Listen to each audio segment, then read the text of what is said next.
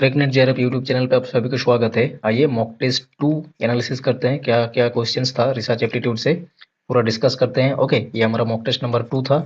आप अगर 10 unit 10 mock test में भाग लेना चाहते हो तो आप जरूर हमारे ऐप डाउनलोड कर लीजिए। डिस्क्रिप्शन पे ऐप मिल जाएगा आपको, और किस तरह से पार्टिसिपेट करना है टेस्ट में एक वीडियो लिंक है, देख लीजिए एक बार। ओके, 10 मॉक टेस्ट होगा और ये टाइम टेबल है और टॉपिक भी मेंशन है।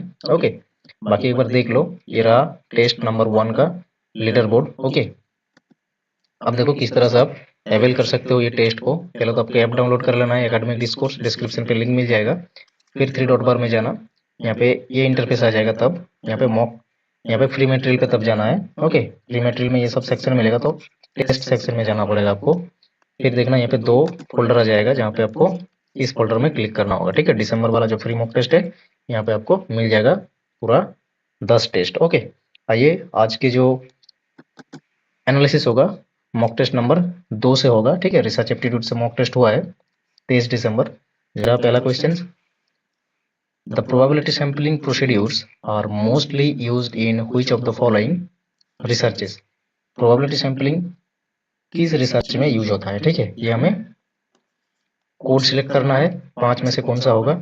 तो देखो ये प्रोबेबिलिटी सैंपलिंग होता क्या है। ठीक है, तो प्रोबेबिलिटी सैंपलिंग होता है जो कि होल पॉपुलेशन है, उनमें से जितना भी इंडिविजुअल है उनका अगर इक्वल चांस है सिलेक्टेड होने का, ठीक है, एज ए सैंपल, तो ये हो जाएगा प्रोबेबिलिटी सैंपलिंग। और ये ज्यादातर देखा जाता है जहाँ पे न्यूमेरिक डेटा कलेक्ट किया जाता है। तो किस किस रिसर्च में न्यूमेरिक फॉर्म में डेटा कलेक्टेड किया जाता है, मतलब क्वांटिटेटिव टाइप का जो रिसर्च है। ओके, तो सर्वे रिसर्च हो जाएगा, एक्सपेरिमेंटल में भी हो जाएगा। ओके, और कोरिलेशनल रिसर्च में भी हो जाएगा, जो कि 3 एंड 4 ये नहीं आएगा, क्योंकि फेनोमेनोलॉजी रिसर्च ये डायरेक्टली क्या है, क्वालिटेटिव का ये रिसर्च है। और एक्शन रिसर्च क्या होता है, ये किसी एक प्रॉब्लम का इमीडिएट सॉल्यूशन के ऊपर काम करता है, ना कि यहाँ पे कोई भी सैम्पलिंग टेक्निक का मतलब इंपॉर्टेंस ही है नहीं। ठीक है, तो ये 3 हो जाएगा जहाँ पे प्रोबेबिलिटी सैंपलिंग यूज होता है। ठीक है, ऑप्शन नंबर 1 पे है 1, 2 एंड 5, तो ऑप्शन नंबर 1 हो जाएगा यहाँ पे करेक्ट आंसर। बाकी एक्सप्लेनेशन देख लो। नेक्स्ट क्वेश्चन देखो, का है from the following list identify the qualitative research characteristics. Okay, qualitative research के जो कैरेक्टरिस्टिक्स है ये फाइंड करना होगा आपको, और करेक्ट कोड सिलेक्ट करना होगा। ओके, यहाँ पे 4 कोड गिवन है, तो देखो 5 स्टेटमेंट में से कौन सा होगा क्वालिटेटिव रिसर्च का characteristics. Creating fixed research questions, देखो क्वालिटेटिव रिसर्च में फिक्स नहीं होता है। ठीक है, ब्रॉड होता है क्वेश्चंस। ओके, फ्लेक्सिबल रहता है, तो ये नहीं आएगा 1। तो 1 देखो हर एक ऑप्शन पे है, तो इसलिए ऑप्शन 1 ही करेक्ट आंसर हो जाएगा। तो क्या क्या आएगा, 2, 3 और 5। ओके, और न्यूमेरिक डेटा या तो स्टैटिस्टिकल टेस्ट क्वालिटेटिव रिसर्च में नहीं किया जाता है। ठीक है, तो इसलिए 4 भी नहीं आएगा। Stating the purpose and research questions in a broad way, ये आ जाएगा। Collecting data based on the word from a small number of individuals, definitely small number of individual से ही क्या डेटा लिया जाता है इन वर्ड। ओके, ना कि न्यूमेरिक फिगर। न्यूमेरिक फिगर यहाँ पे नहीं होता है डेटा। ठीक है, वर्ड्स में होता है। कंटेंट एनालिसिस यहाँ पे होता है। ठीक है, कंटेंट या तो टेक्स्ट एनालिसिस होता है, वर्ड में एक्चुअली डेटा कलेक्टेड होता है क्वालिटेटिव रिसर्च में। Okay, option number 1 correct answer है। नेक्स्ट देखो क्वेश्चन नंबर 3 का है which one of the following coordinates, promotes and funds the research activities of all social science disciplines। सभी social science का जो डिसिप्लिन है उसमें कोऑर्डिनेट करना, प्रमोट करना रिसर्च या तो फंडिंग प्रोवाइड करना कौन सा एजेंसी है जो कि करता है। ठीक है, तो ये ऑप्शन नंबर 3 हो जाएगा करेक्ट आंसर। आईसीएसएसआर, जिसका हेडक्वार्टर है न्यू दिल्ली में, ये फंडिंग करता है सोशल साइंसेज को। ठीक है, और कोऑर्डिनेट भी करता है। देखो हर एक जो गिवन है ऑप्शन में, हर एक एजेंसी का डिटेल्स थोड़ा देख लो। ठीक है, ये रहा आईसीएसएसआर जो कि गवर्नमेंटल ऑर्गेनाइजेशन है, हेडक्वार्टर है न्यू दिल्ली में। ये प्रमोट करता है रिसर्चेस को, सोशल साइंस डिसिप्लिन्स का। ओके, और फंडिंग प्रोवाइड करता है रिसर्च में। ओके, नेक्स्ट है ICPR, Indian council of philosophical research. ये फिलोसॉफिकल बेस्ड जो रिसर्चेस है उनको स्पेसिफिकली इंपॉर्टेंस देता है। ओके, नेक्स्ट है IIAS, Indian institute of advance study, जिसका हेडक्वार्टर है शिमला में। ओके, ये एनकरेज करता है humanities, social science and natural sciences, not only social sciences. Okay, next है NUEPA, इनका फुल फॉर्म देखो, national university of educational planning and administration. ये प्लानिंग, ठीक है, पॉलिसी फ्रेमिंग और एडमिनिस्ट्रेशन पे ध्यान देता है, ना कि फंडिंग एजेंसी है ये, ठीक है।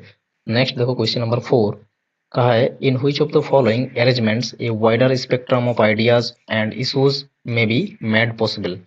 तो कौन सा ऐसा है जहां पे वाइडर आइडियाज और इश्यूज को डिस्कस किया जाता है। ओके, तो देखो ये हो जाएगा कॉन्फ्रेंस में, ठीक है, ज्यादा से ज्यादा इश्यूज या तो आइडियाज पे डिस्कशन होता है कॉन्फ्रेंस में। ओके, सिंपोजियम में भी रिसर्च ग्रुप और जो एक्सपर्ट ग्रुप है मीटिंग होता है, लेकिन यहाँ पे स्पेसिफिक होता है, ठीक है, और स्पेसिफिक थीम या तो सब्जेक्ट होता है डिस्कशन का। ओके, लेकिन कॉन्फ्रेंस में मल्टीपल इश्यूज में या तो आइडियाज में डिस्कशन प्रेजेंटेशन ये सब चलता है, ठीक है। बाकी देखो वर्कशॉप जो है ये पर्टिकुलर एक स्किल के ऊपर हैंड्स ऑन प्रैक्टिस होता है। ओके, एक ग्रुप का रिसर्च आर्टिकल पूरा ही स्पेसिफिक प्रॉब्लम के ऊपर फाइंडिंग होता है ये, मतलब ये नहीं आएगा, ऑप्शन नंबर 3 हो जाएगा इसका करेक्ट आंसर। ओके, ये रहा हमारा एक्सप्लेनेशन हर एक ऑप्शन का। नेक्स्ट देखो क्वेश्चन नंबर 5 जो कि लिस्ट 1 और लिस्ट 2 गिवन है। लिस्ट 1 में स्टेप्स गिवन है और टेक्निक यूज्ड लिस्ट 2 में गिवन है, मैच करना होगा आपको। तो देखो ये जो है formulate research problem. Okay, research problem formulate करना मतलब आपको जो करना होता है क्वेश्चंस राइजिंग करना। ओके, जो कि फील्ड ऑफ इंक्वायरी है, तो क्वेश्चंस राइजिंग करना ये हो जाएगा, मतलब 3 के साथ मैच, 3 के साथ मैच है दो ऑप्शन पे ए। ओके, हाइपोथेसिस मेकिंग, देखो हाइपोथेसिस मेकिंग मतलब क्या, ये हो जाएगा 1 में या तो 4 में, कौन सा मैच करेगा 1 के साथ। देखो tabular graphical presentation of data, ये आ जाएगा डेटा एनालिसिस में। ओके, तो डी आ जाएगा 1 के साथ, तो डी है 1 के साथ ऑप्शन नंबर 1 में, मतलब ये ऑप्शन नंबर 1 ही करेक्ट आंसर होगा। बाकी हाइपोथेसिस मेकिंग मतलब 4 के साथ आ जाएगा setting up relation among variables, variable के साथ रिलेशन। ओके, सेटिंग करना मतलब हाइपोथेसिस मेकिंग करना होता है। ओके, नेक्स्ट देखो selecting a sample procedure. Sample procedure मतलब drawing subset from whole population या तो लार्ज सेट। ओके, ये आ जाएगा 2 के साथ मैच होके, ये रहा ऑप्शन नंबर 1 करेक्ट आंसर। बाकी देखो नेक्स्ट क्वेश्चन नंबर 6 स्टेटमेंट 1 और स्टेटमेंट 2 गिवन है। स्टेटमेंट 1 में क्या कहा है there is no difference between format and styles of writing and referencing in a thesis and a research article. तो डेफिनेटली यहाँ पे डिफरेंस तो है, लेकिन यहाँ पे नो डिफरेंस का है, तो स्टेटमेंट 1 हो जाएगा फॉल्स। ओके, स्टेटमेंट 2 पे कहा है research ethics and it observance are mandatory for all researches. Okay, definitely ये करेक्ट हो जाएगा क्योंकि रिसर्च एथिक्स तो मेंटेन करना होता है हर एक रिसर्च में। ओके, तो ये हमारा ऑप्शन नंबर 4 हो जाएगा करेक्ट आंसर, यहाँ पे स्टेटमेंट 1 फॉल्स और स्टेटमेंट 2 जो है ट्रू हो जाएगा, ऑप्शन नंबर 4 करेक्ट आंसर। बाकी एक बार एक्सप्लेनेशन देख लो। तो देखो format and referencing styles of a thesis and a research article often different. Okay, a thesis is typically more detailed. thesis में बहुत ज़्यादा डिटेल्स होता है, ठीक है, हर एक चीज़ों को अच्छे से स्ट्रक्चर्ड किया जाता है, सेक्शनल मतलब रहता है, यहाँ पे सेक्शन रहता है।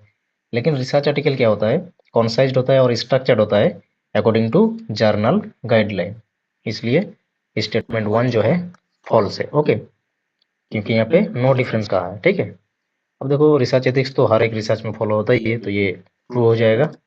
नेक्स्ट क्वेश्चन नंबर 7 देखो post positivism is related to which one of the following philosophies. ये हो जाएगा critical realism. Critical realism philosophies के ऊपर ही ये पोस्ट पॉजिटिविज्म रिलेट करता है, ठीक है। ऑप्शन नंबर 2 इनका करेक्ट आंसर हो जाएगा, ना कि सब्जेक्टिविज्म, ऑब्जेक्टिविज्म या तो एम्प्रिसिज्म, कुछ भी नहीं होगा ये चार में से, ऑप्शन नंबर 2 हो जाएगा करेक्ट आंसर। देखो पोस्ट पॉजिटिविज्म होता क्या है, पोस्ट पॉजिटिविज्म तो क्रिटिकल रियलिज्म के साथ ही रिलेट करता है, और पोस्ट पॉजिटिविज्म कहता है कि स्ट्रिक्ट जो ऑब्जेक्टिविज्म है इसे नहीं मानना चाहिए, ठीक है, रिजेक्ट कर देता है, और पैरेलली जो कि सब्जेक्टिविटी है इसे भी इनकॉर्पोरेट कर लेता है, ठीक है, जैसे कि ह्यूमन परसेप्शन, ये सब भी मतलब इंपॉर्टेंस है इसका भी डिसीजन मेकिंग में, ठीक है। ये पोस्ट पॉजिटिविज्म का अप्रोचेस है जहाँ पे दोनों का एक्चुअली मिक्स्ड रहता है, सब्जेक्टिविज्म एंड ऑब्जेक्टिविज्म। ओके, इसीलिए इसे कहता है क्रिटिकल रियलिज्म। नेक्स्ट देखो question number 8, the probability of not accepting the null hypothesis when the alternate hypothesis is acceptable is called। तो जहाँ पे alternate hypothesis acceptable है वहाँ null hypothesis को reject करना होता है, मतलब not accepting मतलब रिजेक्ट करना, ठीक है, ये होना चाहिए। तो इसे स्टैटिस्टिकली टेस्ट करके ही तो पता लगता है ना। तो इस स्टैटिस्टिकल टेस्ट को हम क्या बोलते हैं, ठीक है, इसे टेक्निकली क्या कहा जाता है, इसे टेक्निकली कहा जाता है पावर। ओके, यहाँ पे हो जाएगा option number 4 correct answer. Okay, तो देखो क्या होता है power. The power of statistical is the probability of correctly rejecting the null hypothesis and alternative hypothesis true.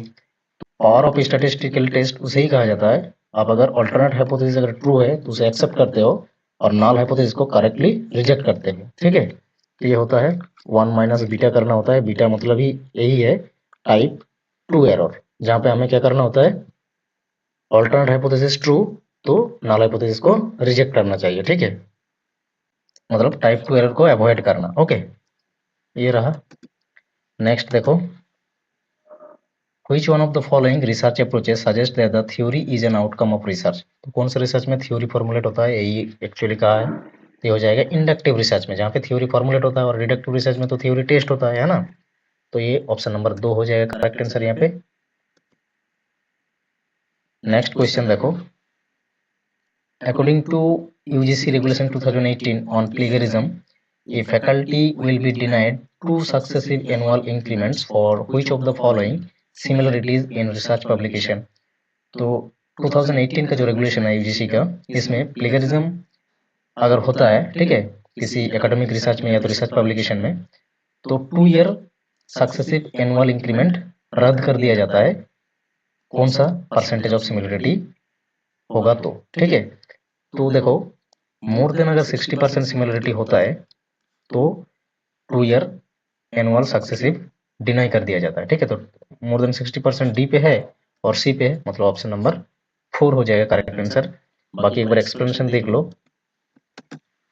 4 type का लेवल होता है प्लेगरिज्म या तो सिमिलरिटीज का, और यहाँ पे क्या क्या पेनल्टीज लगता है। अगर अप टू 10% सिमिलरिटी है तो ये माइनर सिमिलरिटी, यहाँ पे नो पेनल्टी होता है। और 10 टू 40% अगर है तो ये हो जाएगा आपको मैन्युस्क्रिप्ट जो है इसे विथड्रॉ कर लेना होगा। और 40 टू 60 अगर है तो यहाँ पे 1 ईयर एनुअल इंक्रीमेंट डिनाई कर दिया जाता है। और अबव 60% मतलब 2 successive year annual increment deny हो जाता है यहाँ पे। और मास्टर्स, एमफिल, पीएचडी यहाँ पे सुपरविजन करने का मौका और नहीं मिलेगा, ठीक है। ये रहा पूरा 4 लेवल। आई होप आपको ये 10 क्वेश्चन समझ में आया होगा। ओके, और ये रहा मॉक टेस्ट का शेड्यूल। आप अगर मॉक टेस्ट देना चाहते हो तो ऐप डाउनलोड करिए, और किस तरह से आप एबल कर सकते हो मॉक टेस्ट, उसका एक लिंक भी दिया है वीडियो का, उसे जरूर देखिए और ऐप हमारा इंस्टॉल कर लीजिए और पूरा लाभ उठाइए इस मॉक टेस्ट का। ओके, आज के लिए इतना ही। Thank you.